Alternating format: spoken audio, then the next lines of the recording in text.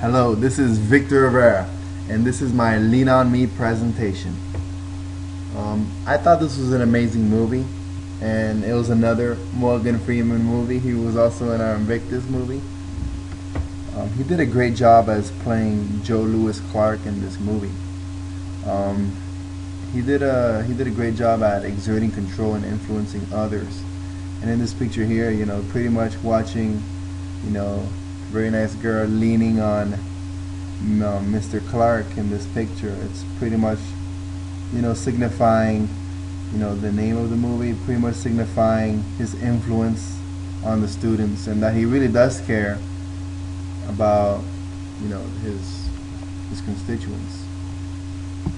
And then the subject of the movie was Joe Louis Clark. And one of my favorite quotes from him, which pretty much describes his interesting attitude and his interesting approach to teaching, is education is a mission. And here's a picture of him on the left here looking all fresh, and on the right, is him in the Time magazine that he was actually featured in. Joe Louis Clark was a figure. He was an example for principals, for people all over the world, that sometimes getting tough is the answer. And he had a bunch of critics, as we saw in the movie. People were against his ways of locking up school halls, of using a bat to scare off the fire marshal. Like, this guy, he really cared about the bottom line, and that was getting his students, to pass that exam and to make sure that school gets back on track. And while I read Emotionally Intelligent Leadership, I pretty much came to the conclusion that Joe Clark was a very intelligent leader. He was very initiative. Like, he took the initiative in a lot of the situations, and he also was empathetic. Even though there was a few situations in the movie where I thought he lacked empathy, because he didn't really understand some people. There's only only a few students that he actually listened to. Other than that, the adults didn't really receive too much empathy from Joe Clark in the movie. He was also very, very, very, very, very, very, very, you couldn't find any more of a citizen than Mr. Clark. He was very involved with his community. He made sure that everybody was, on task. And he expected that from everybody. He expected that everybody that's going to work for him is going to really work for him, and that they're going to work toward that shared goal. I've never seen a movie like this that's really brought people together in such a way. And that was amazing citizenship that was shown by Mr. Clark. He was also very inspiring. He had inspired everybody towards that shared goal. He was very influential. He had to have influenced everybody in order to get his final goal to happen. And he was a change agent. Once he came in there, he started initiating change. And since he influenced the students, the students started influencing other students. And from there on, it was a butterfly effect that just flooded around all of the school. It was very contagious. And he just created teamwork. Like, he started off with talking to the teachers, the educators, that they need to change, and he made teams. He made the right teams. He made the teachers work together. He made the office assistants work together, the security work together, the students work together. He was a great job at setting up teamwork. And when reading the book, I saw that Joe Clark was definitely following some of the laws of empowerment. I wouldn't say all of them. One of my favorite quotes from this is, "Enlarging others makes you larger." But I think that Mr. Clark wasn't too much of a secure leader. Whenever there's someone in the movie that was kind of going against him, that kind of went against what he was believing in, then that person was pretty much fired. Kind of reminds me of the example in the book, the Henry Ford Model T example, when Henry Ford wouldn't even change the model of his car for over 20 years, and he didn't want anybody, any of his anybody that's working his way up to even gain control. of the companies, because his family owns a lot of stock, and it's a family named company. So that's kind of like the role that that Joe had in the movie.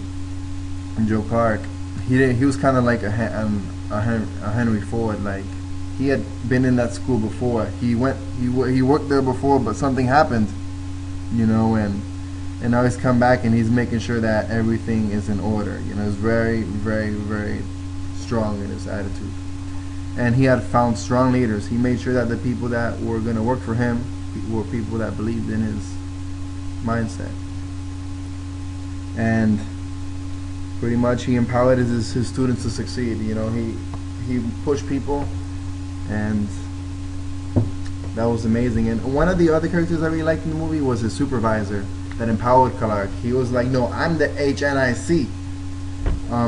That pretty much is like showing that Clark, he's the leader, but he knows that his supervisor, he's working for a supervisor, so he needs to make sure that he's a leader, and for everybody, but at the same time he knows that he's got responsibilities, and he also was empowered by his supervisor. And the law of picture was very important. One of my favorite quotes was, "Great leaders seem to embody two seemingly disparate qualities, both highly visionary and highly practical." And definitely Joe Clark was definitely like an embodiment of the law of the picture. He was loyal, he was passionate, and he had a lot of character. Even though the one way I can find like a little bit of a contradiction of the law of picture with Joe Clark was that he was jailed. He said, "Hey, students, if you go to school, you do good, you won't go to jail." But look what happened to Joe Clark. He was jailed, but you know what? He was doing it for doing something that he believed in, and he set an example in that way. And he modeled the vision. He fought, and for everything, he created the goal, and his vision came alive. The law of the buy-in is very important, because in order for you to become a leader, in order for you to gain followers, you need to have people buy into what you believe in and to buy into you. And one of my favorite quotes from the law of buy-in is, "As a leader, your success is measured by your ability to actually take the people where they need to go. But you can do that only if the people first buy into you." The moment that I thought that people bought into Joe Clark was the very first moment he stepped in as principal. When he got on the stage and he made this speech right here in the picture, he pretty much, kicked out all of the drug dealers and fifth-year seniors, people that weren't even supposed to be there in the first place. And he told them that he was going to fix the school and bring success. That shows that he really cares. That pretty much had the students automatically buy in to what he believed in. And everybody followed his orders. Even though that they thought he was crazy, they knew that this is the leader, and this is, hopefully he'll take them in the right direction. And then over time, people started trusting him, and the students fought for him. At the very end of the movie, we all saw how the students came up and expressed their First Amendment rights, to the freedom of speech. Although something, a big mess was about to occur, you know what? What really matters is that you just buy into that leader, because that leader can take you to places that you never thought you'd see before, and that success, can be unimaginable success can happen.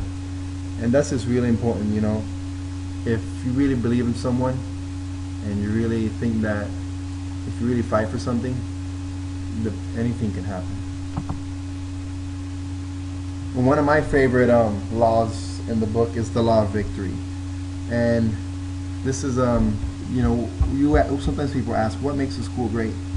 Sometimes what makes a school great are teachers that work hard and fight for their students. And one of my favorite quotes from this section of the book was, "When the pressure's on, great leaders are at their best. Whatever's inside them comes to the surface."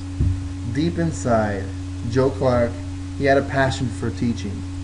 Education was his mission, and he wanted victory. And by being responsible, and by accepting that losing is unacceptable, by having an unquenchable passion, by being creative in his ways, and by not quitting, never giving up, and showing so much commitment, victory was inevitable. Joe Clark was the epitome of a victorious leader. Once you look at these quotes here, these viewpoints of victorious leaders, that exactly was what embodied and brought Joe Clark to success. Although he had his let's say his faults as a leader, even though he wasn't a perfect leader, his passion for victory, his passion, his drive was really what brought him to the success. And sometimes people need that in today's society. Sometimes you have to be really aggressive. Although you might not make everybody happy, at the end of the day, as long as you reach your goal, that's what really matters for some leaders. And some of the components of victory is the unity of vision. Once you have people together under one goal, then that's when you can start going towards the goal. And once you start gathering the diversity, you have to understand who's going to do what, how are we going to get there, what do we need to do. Once you figure all of that out and you put it all together, you start working, and then once you have that leader that's going to push you and help you out, help you reach your potential, at the end you're going to have victory. Here's an awesome picture of him holding the siren. It's pretty funny. 3 components. And I would like to thank you for watching my presentation. And when I was watching the movie, I also saw maybe a couple leaders that could qualify as leaders, a couple people in the movie. I want to ask you, which other character in the movie was a great leader and why? I would like to know what you thought, whether it's the fire marshal, whether it was the mayor, whether it was a student in the movie, whether it was his supervisor. I want to know who you thought was a great character. And just let me know. Thank you for watching my video, and you have a great day.